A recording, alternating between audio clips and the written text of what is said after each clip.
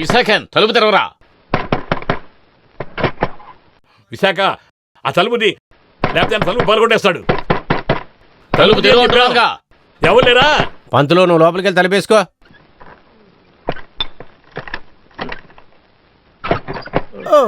అసలు ఏం జరుగుతోందిరా? ఎవరు తాళం వేశారు? నేనే. ఓహో, నేను అన్ని దొంగిలించుకుని పారిపోతానా? నువ్వు కాదు, వీడే.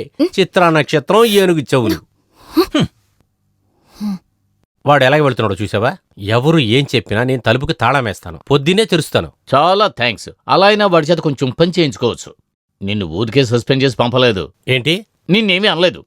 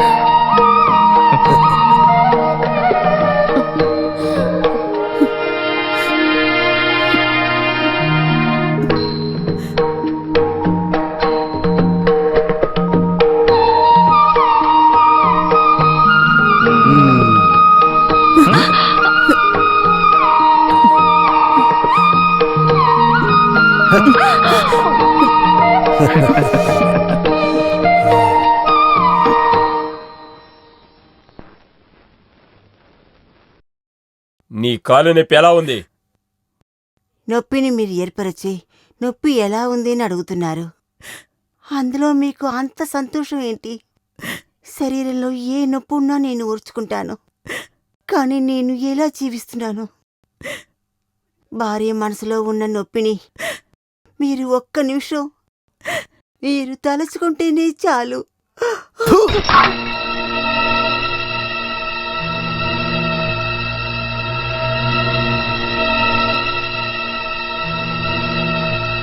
మీరు చెప్పిన ప్రదేశాల్లో అంతా అక్కడికి వెళ్ళి నేను విచారించాను. ఏం ప్రయోజనం లేదు. ఇన్స్పెక్టర్ 2 సార్లు ఇక్కడికి రమ్మన్నారు. అందువల్ల మీరు అక్కడికి వెళ్ళడం మంచిది. వీడు ఎక్కడికి వెళ్ళి దక్కున్నాడో నాకేం అర్థం కావట్లేదు.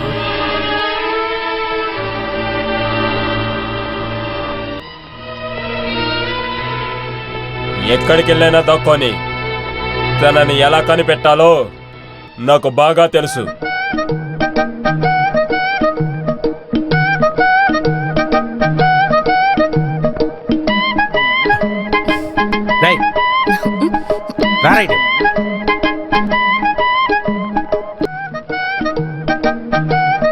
లక్ష్మి, నీకే మెంటలెక్కిందా?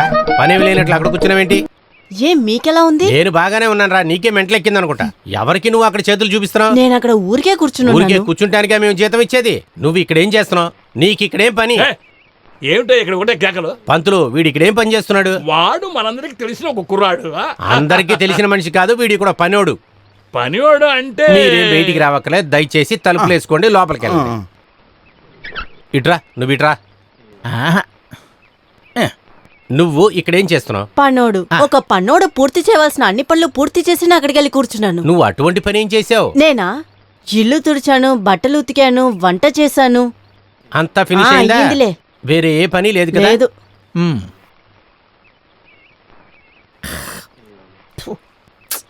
తుడు.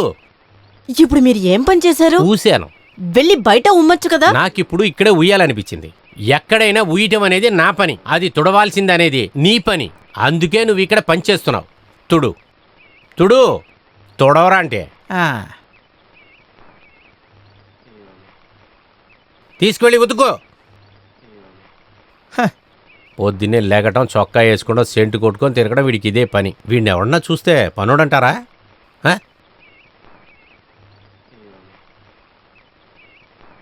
ఈ విషయంలో నువ్వు చాలా పెద్ద మనిషి అనేది ఒప్పుకుంటున్నా. కానీ నువ్వు ఇంత తక్కువ సమయంలోనే నీకు కావాల్సిన చోటికి ట్రాన్స్ఫర్ ఎలా తీసుకున్నావు? అది హోమ్ మినిస్టర్ గారి యొక్క డ్రైవరు నా ఫ్రెండ్ సార్.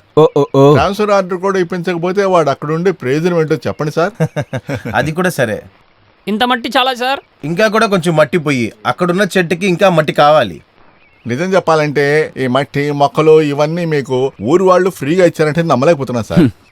అవసరం అయింది అడగాల్సిన టైంలో అడగాల్సిన పద్ధతిలో అడిగితే ఖచ్చితంగా దొరుకుతుంది రోమన్. కానీ అడిగేది నేర్చుకోవాలి. పోలీసు వాళ్ళకి ఇవన్నీ ఎవరైనా నేర్పించాలా సార్? జీవితాంతం అతను అలాగే చేస్తున్నాడుగా సార్. ఇన్స్పెక్టర్ సార్, మీరు నాకు మనసు పెట్టి ఏదైనా చేసే తీరాలి. విషయం ఏమిటో నువ్వు అర్థమయ్యేలా చెప్పు. నువ్వేం అడుగుతున్నావో ఆయనకి అర్థం అవ్వాలి కదా. అదంతా ఆయనకే తెలుసు. నేను ఒక వారంగా మీ వెనకతలు తిరుగుతున్నాను కదా. రఘుమాన్, సొంత తమ్ముడిని ఇంట్లోంచి బయటికి పంపించామనేదే కంప్లైంట్. ఒకే తల్లికి పుట్టిన వాళ్ళని ఇలా చేయడం సరేనా అని అడుగు. ఒకే అమ్మ కడుపు నుంచి పుట్టినట్టు వాడు నడుచుకోవట్లేదు. మీరు సర్లేరనే సార్, వాడంటున్నాడు. నేను చెప్పేది నమ్మండి. మీరు నా కోసమైనా చెయ్యాలి. మీకు పుణ్యంగా ఉంటుంది. పుణ్యం తప్ప వేరేం దొరుకుతుంది? ఆయన ఏమన్నారో అర్థమైందా? పుణ్యం తప్ప ఇంకేమీ దొరుకుతుంది. నువ్వేమంటావు? అయ్యో, మాకు ఏం తెలీదండి. ఒక 500 తీసుకురండి, చూసుకుందాం. అయ్యో, అలాగని నేను చెప్పొచ్చు, కానీ నేను అది చెప్పను. అది ఆయన అడగరు. తర్వాత బాగా ఆలోచించి చెప్పు. సార్కి ఏం కావాలో నాతో చెప్తే కదా నా మనసులో ఏముందో తనకి నీ చెప్పగలను. బ్రతుకు తెరివేంటి? 5-6 ఆవులున్నాయి సార్. ఆ పాలు అమ్మే మేము బతుకుతున్నాం సార్. పాలు ఉంచుకో, పేడ నాకు ఇచ్చేయి. పీడలా?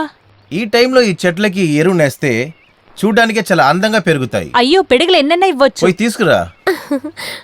రఘుమాన్, సార్, అడిగి తీసుకునే అన్నిటినీ లంచమనే అంటారు. అయితే ఎరువు కూడా లంచమేమో.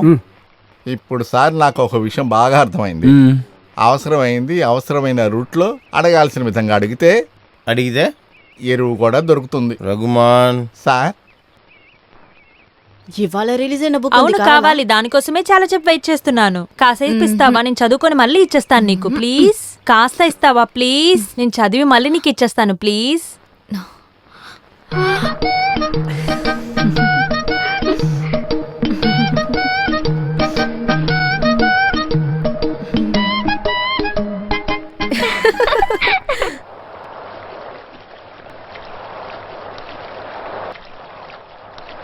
ఏం పార్వతి, నీకేమైంది?